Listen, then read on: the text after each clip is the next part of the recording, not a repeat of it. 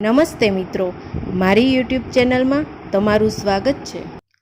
વર્ષોથી ચાહેલો અને મનમાં ને મનમાં ઝંખેલો પ્રેમ જો મળી જાય તેવો ભાગ્યશાળી હોય છે.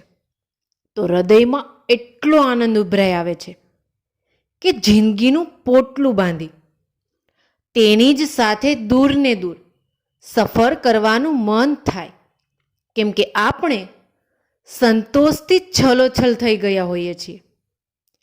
જિંદગીમાં બધું જ મળી ગયું હોય અને ખુશીઓમાં જ નાહવાનું છે એવું થઈ આવે. રાધિકાના લગ્ન સુબોધ સાથે થતા તેને એનો પ્રેમ મળી જ ગયો. હકીકતમાં રાધિકાને તે જ સમયથી સુબોધ ગમવા લાગ્યો હતો, જ્યારે સુબોધ તેના પરિવાર સાથે રાધિકાના તેને જોવા આવ્યો હતો. એ જ દિવસે બંને પરિવારોએ સંબંધ બાંધવા તૈયારી બતાવી અને 2 મહિના પછી તેમની સગાઈ થઈ. સુબોધ નોકરીના કારણસર માતા પિતાથી અલગ શહેરમાં રહેતો હતો અને સગાઈ પછી રાધિકા પણ તેની સાથે રહેવા લાગી. સુબોધને વહેલો ઉઠાડવો, તૈયાર થવામાં મદદ કરવી, ઓફિસના સમય પહેલા સુબોધને ભાવતું ભોજન બનાવી ટિફિન તૈયાર કરવું, તેના ઓફિસ જવાથી ઘરમાં થયેલ શૂન્યાવકાશમાં સાંજ પડવાની રાહ જોવી, એના પાછા ફરતા એને ભેટી પડવું અને તેની સાથે વાતો કરતા સમય પસાર કરવો. રાધિકાને મન રાતભર જોયેલા સપનાને દિવસે જીવવા બરાબર જ લાગતું. સુબોધને જાણતો હતી જ કે રાધિકા હવે તેને પ્રેમ કરવા લાગી છે. સુબોધ પણ તેને હૃદયથી ચાહતો હતો, પરંતુ હૃદયમાં કંઈક સંતાડી. રાધિકા તેનો પ્રેમ ન હતી. સુબોધને કોલેજ સમયે ગરિમા સાથે પ્રેમ થયો હતો, તેનો પહેલો પ્રેમ, અને તેઓ હજી એકબીજાને પ્રેમ કરતા હતા.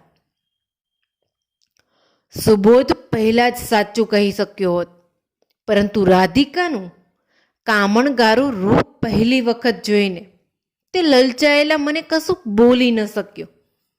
અને જ્યારથી તેને લાગ્યું કે રાધિકા તેના પ્રેમમાં છે, ત્યારથી તેને ડર બેસી ગયો. જો સાચું કહેશે તો રાધિકાનું દિલ તૂટશે. રાધિકાને મન સુબોધ જ તેની જિંદગી હતો.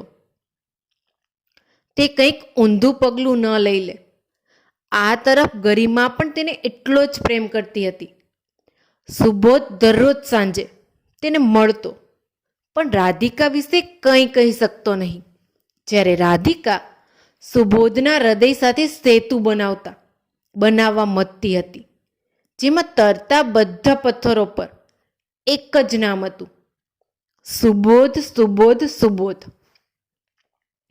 બરાબર સગાઈને 6 મહિના થયે તેના લગ્ન થયા.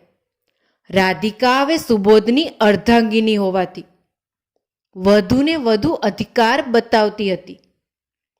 સુબોધે ભૂલથી એક સાથે 2 માટલા માથા પર ચડાવી લીધા હતા અને હવે ભાર વધતો જણાતો હતો, એટલે એક માટલું ફોડવું જ પડે તેમ હતું. તેણે એક દિવસ હિંમત કરી પત્ર લખ્યો અને રાધિકાને આપ્યો. પ્રિય રાધિકા, બહુ લાંબી વાત નહીં કરું. કદાચ એટલું લખતા લખતા એકઠી કરેલી હિંમત વેરાઈ ન જાય. મેં તારાથી એક વાત છુપાવી છે. હું કોઈ બીજાને પ્રેમ કરું છું. તેનું નામ છે ગરિમા, અને તે જ મારો સાચો પ્રેમ છે.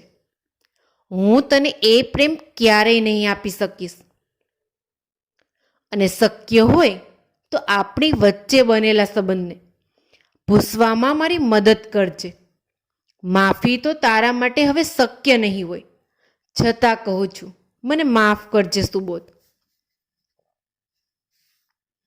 આટલું વાંચતા કાગળ આંસુઓથી ભીનો થઈ ગયો. રાધિકાને પત્રનો મુઠ્ઠીમાં ડૂચો કર્યો અને સુબોધ સામે થોડી ઘણી તાકી રહી. પછી તે રૂમમાં દોડી ગઈ અને દરવાજો અંદરથી બંધ કર્યો.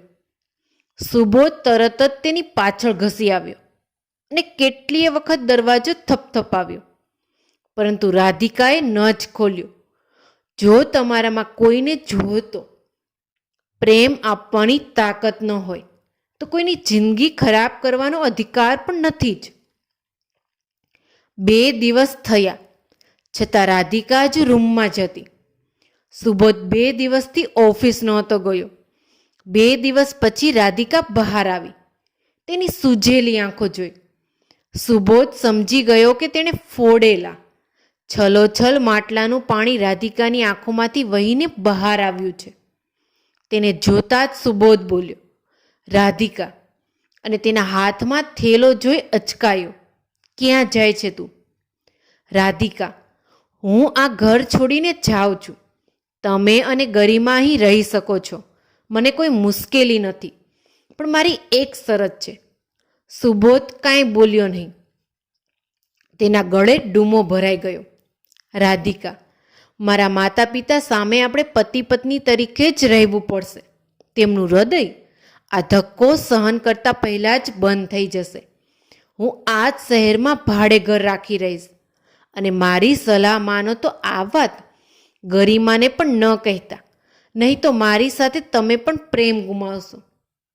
સુબોધ, પણ આજે જ જવાની જરૂર નથી. તું થોડા દિવસ અહીં રહી શકે છે. રાધિકા, તમે જ મારી જિંદગી છો, એટલે તમારા જીવત અંત સુધી પ્રેમ કરવો મારી ફરજ છે. ત્યાં સુધી મરવું પણ શક્ય નથી, અને હવે તમારી કરતાં તમારા સ્મરણો સાથે દિવસો વિતાવવાના છે, એટલે અત્યારથી જ આદત બનાવવી સારી રહેશે.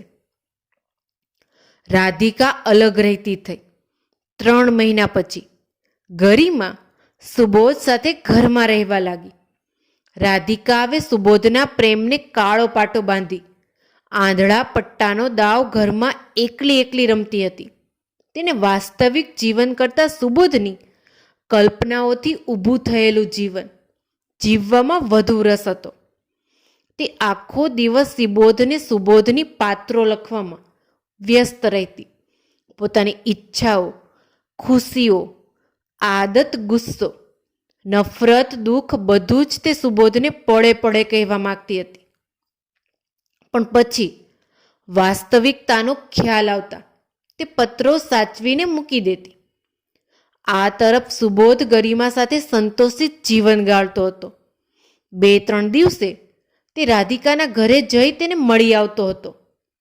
સાચા પ્રેમ કરનારને ક્યારે વળતા પ્રેમની આશા હોતી નથી, અને પોતાના પ્રેમી તરફથી સતત મળતું રહેવું દુઃખ પણ તેનો આંખોમાં દબાવીને જીવતા હોય છે, જ્યાં સુધી પ્રેમની પોતાની ભૂલનો પશ્ચાતાપ ન થાય.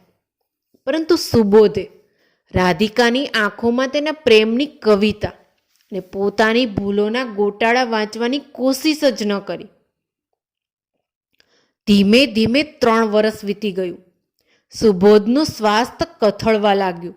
તેની કિડની ફેલ થઈ ગઈ હતી. ડોક્ટરના કહેવા મુજબ તેનું બચવું અશક્ય હતું. માંદગીના લીધે તે છેલ્લા કેટલાક મહિનાઓથી રાધિકાને મળી શક્યો ન હતો. તેને પણ ખબર હતી કે તેના અંતના દિવસો નજીક છે. તેણે ગરિમાને એક પત્ર આપ્યો અને પોતાના મૃત્યુ પછી જ તેને ખોલવો એવી શરત કહી. પરંતુ નારાયણની ઈચ્છામાં થોડી ઉતાવળ હતી. પત્ર આપ્યાના 2 જ દિવસ પછી સુબોધની આંખો મીચાઈ ગઈ. તેની અંતિમ ક્રિયા પછી ગરિમાએ આપેલો પત્ર ખોલ્યો. પ્રિય ગરિમા, હું હવે થોડાક દિવસો જ જીવી શકીશ, પરંતુ કોઈ છે જે ફક્ત મારા શ્વાસોથી જીવતું આવ્યું છે. તેના શ્વાસ ચાલુ રહે તેની જવાબદારી હું તને આપું છું. તેનું નામ છે રાધિકા. તેનું સરનામું મેં પત્ર પાછળ લખ્યું છે. મારા મૃત્યુનો ધ્રાસકો તે ઝીલી નહીં શકે, એટલે તારે એને સાથે રાખવી પડશે સુબોધ. ગરિમા તરત જ પત્ર પર લખેલા સરનામે ગઈ. બેલ વગાડતા કોઈ બહાર આવ્યું નહીં. જોયું, દરવાજો ખોલ્યો જ હતો. અને અંદર ગઈ. ટેબલ પર રાધિકા માથું ઢાળીને બેઠી હતી. ગરિમા તેની પાસે ગઈ. રાધિકાના હાથ નીચે ટેબલ પર દબાયેલો અધૂરો લખેલો પત્ર હતો. રાધિકાના ડાબા હાથમાં પડેલા ચીરામાંથી લોહી વહીને કાગળ પર જામી ગયું હતું. ગરિમાએ થોડી કોશિશ કરી લોહીથી ભીનો પત્ર બહાર ખેંચ્યો. પ્રિય સુબોધ, ઘણા દિવસ વીત્યા પણ તમે મળવા આવ્યા નથી અને હવે લાગે છે કે હું તમારા પર બોજ બની રહી છું. ગરિમા બહુ સારી છે અને મને તેના પર વિશ્વાસ છે અને તમને હંમેશા ખુશ રાખશે.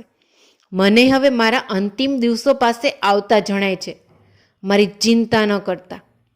અત્યાર સુધી જીવંત દેહમાં મૃત્યુ પામેલી આત્મા બની જીવતી હતી અને હવેથી મરેલા દેહને છોડી જીવંત આત્મા બની તમારા સ્મરણોમાં જીવતી જ રહીશ. ગરિમા ત્યાં જ જમીન પર પડી. થોડા સમય પછી તે રાધિકાના મૃત્યુથી વાસ્તવિક થઈ.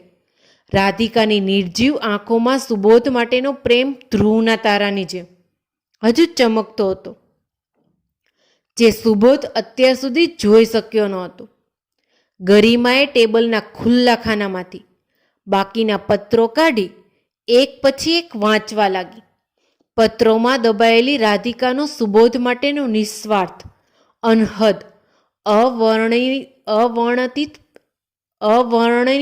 પ્રેમ તે આંખોમાં ઝળહળ્યા સાથે વાંચી રહી. દૂર જવાથી પ્રેમ ઘટતો નથી, સાથ છોડવાથી પ્રેમ તૂટતો નથી, દિવસો સાથે પ્રેમ બદલાતો નથી. એ તો એવો જ રહે છે, અવનવો જ રહે છે. જીવન અંત પર્યંત સતત રહે છે. મિત્રો, તમને મારી આ સ્ટોરી ગમી હોય તો કમેન્ટ બોક્સમાં જરૂરથી બતાવજો. આવી જ સરસ સ્ટોરી સાંભળવા માટે મારી આ ચેનલને લાઇક, શેર અને સબસ્ક્રાઈબ કરો. Thank you so much.